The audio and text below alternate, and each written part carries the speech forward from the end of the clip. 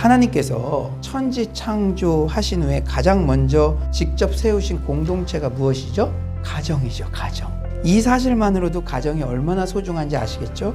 하나님께서 직접 신랑 아담, 신부 하와 결혼식도 진행하셨고 주례도 서주셔서 최초의 가정이 탄생했습니다. 그렇다면 하나님께서 가정을 세우신 목적이 무엇일까요? 첫째는요, 하나님의 형상과 모양을 가정을 통해 세상에 확장하기 위함입니다. 하나님께서는요, 다른 모든 천지 만물은 그 종류대로 창조하셨어요. 그런데 인간만은 하나님의 형상과 하나님의 모양으로 창조하셨습니다. 창세기 1장 26절이죠. 하나님이 이르시되 우리의 형상을 따라 우리의 모양대로 우리가 사람을 만들자. 형상을 영어 성경에는 이미지라 그래요. 이미지라고 하는 것은 그 존재의 성품이나 성격을 말합니다. 그렇다면 하나님의 성품은 무엇입니까? 하나님은 사랑이시라. 그런데 생각해 보세요. 사랑은요, 추상적인 단어죠. 그러니까 누군가에게 설명되어지기 위해서는 대상이 있어야 돼요. 하나님의 형상, 하나님의 성품은 사랑이라는 거를 선포하셨는데 이게 인간들에게 설명이 되어줘야 되잖아요. 그러니까 하나님은 삼위일체의 모양으로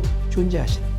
창세기 1장의 모든 창조 작업을 보면요, 하나님이 내가라고 말씀하시지 않죠? 우리가, 즉 삼위일체 하나님의 친밀한 사랑의 연합 가운데 이루어졌어요. 그리고 사람을 창조하시고 사명을 주셨습니다. 창세기 1장 28절 상반절이죠. 하나님이 그들에게 복을 주시며 하나님이 그들에게 이르시되 생육하고 번성하여 땅에 충만하라. 생육하고 번성하여 땅에 충만하라는 명령은 단순히 개체수를 늘리라는 명령 이상입니다. 뭐냐면 유일하게 하나님의 형상과 모양대로 창조된 인간이 하나님의 형상과 모양을 온 땅에 확장시키라는 충만하게 그런 명령이에요. 하나님이 인간에게 주신 이 사명을 수행하기 위해서는 도구가 필요하잖아요. 무엇을 통해서? 가정을 통해서. 즉 하나님의 성품인 사랑을 삼위일체 하나님의 모양처럼 부부와 가족 간의 친밀한 교제와 연합을 통해 온 세상에 알리라는 그런 명령입니다. 우리 크리스천 가정에서 아버지, 어머니, 자녀들이 서로 사랑하는 모습을 통해 하나님의 사랑의 성품이 세상에 전파되기를 원하십니다.